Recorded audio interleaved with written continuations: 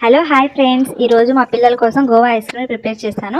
మామూలుగా జామకాయని సగం సగం తిని పడేస్తూ ఉంటారు ఏ పిల్లలైనా సరే.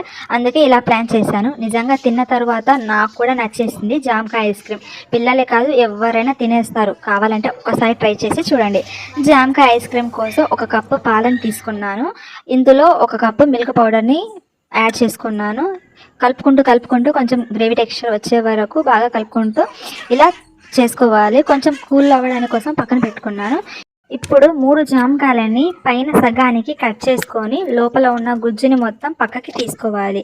గుజ్జుని తీసుకున్న తర్వాత ఇలా 3 జామకాయలని కప్స్ లాగా తయారు చేసుకోవాలి.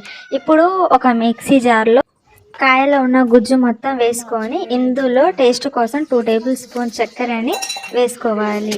ముందుగా తయారు చేసి పెట్టుకున్న మిల్క్ గ్రేవీ టెక్స్చర్ని కూడా వేసుకొని ఒక్కసారి బాగా గ్రైండ్ చేసుకోవాలి. ఇలా క్రీమీ టెక్స్చర్ వచ్చాక కట్ చేసి పెట్టుకున్న గోవా కప్స్లో వేసుకోవాలి. ఫిల్ చేసుకున్న ఫ్రూట్స్ అన్ని 2 గంటల పాటు ఫ్రిడ్జ్లో పెట్టుకోవాలి. అప్పుడే గట్టిగా తయారవుతుంది. 2 గంటల తర్వాత ఇలా కట్ చేసి సర్వ్ చేసుకోవడమే. రెడీ అయిపోయింది మన జామకాయ ఐస్ క్రీమ్. మీ పిల్లలు కూడా తినకపోతే ఇలా ట్రై చేసి చూడండి. ఒక్కసారి ఎంత బాగుంటుందో. నా వీడియో నచ్చితే ఒక చిన్న like, share, subscribe. Bye bye.